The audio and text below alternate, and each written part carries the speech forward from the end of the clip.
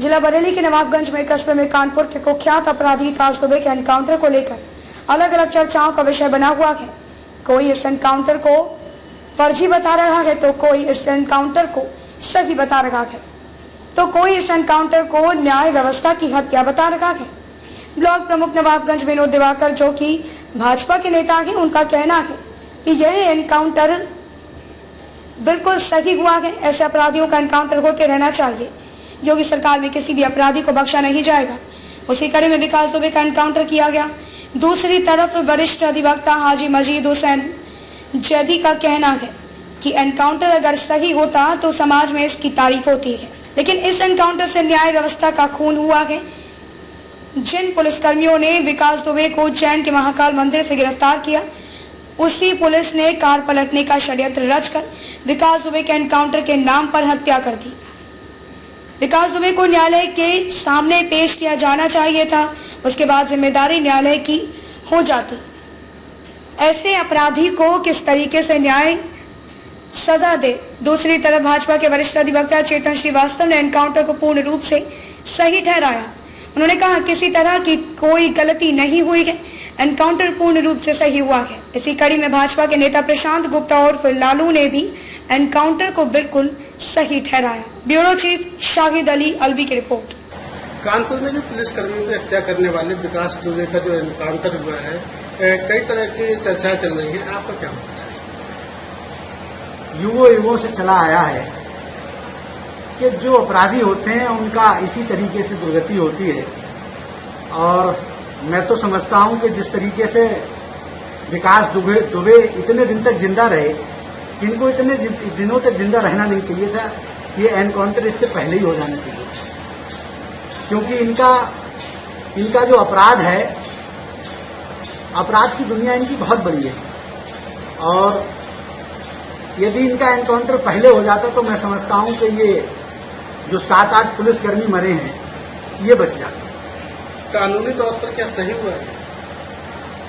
अगर कोई अपराधी कई बार अपराध करने के बावजूद और पुलिस की गिरफ्त से भागते हैं, तो मैं समझता हूं ये पुलिस को राइट है कि कहीं फिर से दोबारा इस तरीके की घटना न कर दे।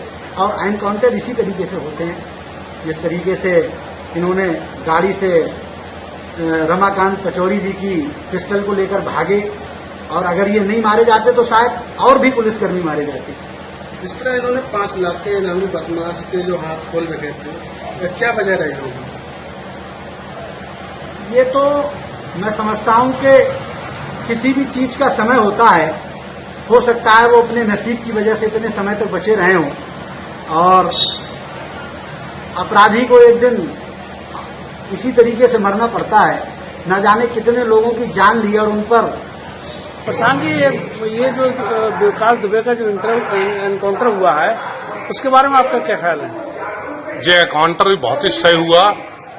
ये एक मैसेज है कि जो भी यानी बदमाशी करेगा, निर्दोष पुलिस वालों को उन लोगों ने मारा, इसलिए पुलिस की कार्रवाई सराहनीय है, बधाई के पात्र हैं और इंसाफ मिला है उन पुलिस वालों को। नहीं, जब उसने अपने आप को सरेंडर कर दिया, ये पुलिस ने अरेस्ट कर दिया, तो फिर एनकाउंटर करने की जरूरत क्या थी? उसे कोर्ट में हाजिर करना चाहिए था। वो जो है पचौरी जी की पिस्टल लेके भाग रहा था, तो उसी चक्कर में उसका एनकाउंटर हुआ, गाड़ी पलटने के कारण। पचौरी जी की पिस्टल क्या सीट पे रखी हुई थी जो लेके भाग रहा था वो? अब ये तो हमें नहीं पता है, लेकिन जो पुलिस के बयान आ रहे हैं उसके आधार पर मैं बता रहा हूँ आपके लिए। है तो कानूनी तौर पर आपकी क्या राय है? देखिए, यहाँ से 300-350 किलोमीटर दूर का मामला है, और जितना हम लोग मीडिया में देख पा रहे हैं उसके हिसाब से तो वो लोग सड़क मार्ग से लेकर के वहाँ आ रहे थे। बारिश थी, बारिश में कोई वाहन आगे आया और उसे बचाने के चक्कर में गाड़ी स्लिप हुई और वो पलट गई। पलटने के बाद उसने जो विवेचक उसके साथ में था, उसकी पिस्टल लेकर के और उसने भागने का प्रयास किया, फायर किया। तमाम साथ में जो पुलिस पार्टी चल रही थी उसमें उन्होंने उस पर अटैक किया और उसकी डेथ हो गई। ऐसी क्या वजह रही होगी जो एक 5 लाख के इनामी बदमाश को, एक गैंगस्टर को उन्होंने हथकड़ी न लगा के खुले में छोड़ा? देखिए, हथकड़ी लगाने की आवश्यकता मैं समझता हूं कि इस मामले में इसलिए भी नहीं है कि जब एक व्यक्ति गिरफ्तार होकर के हमारे साथ आ रहा है ऑलरेडी, और जिस परिस्थितियों में उसकी गिरफ्तारी हुई उस तरीके से उसके भागने का इस तरह का कोई अंदेशा नहीं था कि वो इस तरह की घटना कर सकता है, क्योंकि वो मंदिर में प्रांगण में वहां उसने कुछ चिल्ला करके लोगों को बताया था कि मैं विकास दुबे हूं, और इसके बाद उसकी गिरफ्तारी हुई तो कोई ऐसी आवश्यकता महसूस नहीं हुई होगी। और गाड़ी में बैठ करके जब एक व्यक्ति और 4 पुलिस वालों के साथ में आ रहा है तो मैं समझता हूं कि हथकड़ी लगाने की कोई आवश्यकता नहीं थी। और मानवाधिकार आयोग भी इस पर आपत्ति करता है कि ये काम किसी भी व्यक्ति को अचानक आप जब तक वो मुजरिम ना हो जाए, मुलजिम रहे, तब तक उसकी हथकड़ी वगैरह ना लगाई है। इस पर मानवाधिकार आयोग भी तमाम तरह की बातें उठा। सर, जानना चाहेंगे, जिस तरीके से वो एक अपराधी था, ठीक है वो अपराधी था, लेकिन जिस तरीके से आपको क्या लग रहा कि कानून के जरिए से?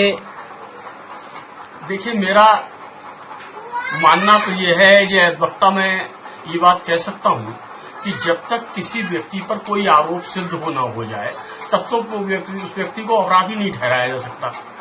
ठीक है, उस पर अभियोग लगाया गया कि उसके खिलाफ एफआईआर पंजीकृत हुई, वो किसी न्यायालय के द्वारा अभी या अभिवेचक के द्वारा उस पर कोई चार्जशीट सबमिट नहीं कर दी गई अभी, तो ऐसे में उसे किसी व्यक्ति को अपराधी नहीं कहा जा सकता। हत्या करने वाले विकास दुबे का एनकाउंटर हुआ है, क्या कानूनी तौर पर सही हुआ?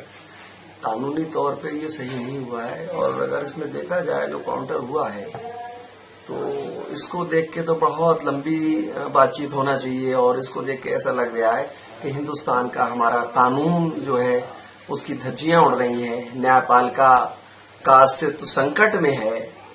और अगर इसी तरह से रहा तो पुलिस सर्वे सर्वा हो गई, न्यायपालिका को ही खत्म कर देना चाहिए, अपने आप डिसीजन लेके, और जो भी पनिशमेंट देना होगा अपराधियों को दे दिया जाएगा। तो गलत हुआ है, गलत करना है, ये तरीका नहीं होना चाहिए। क्या लग रहा है?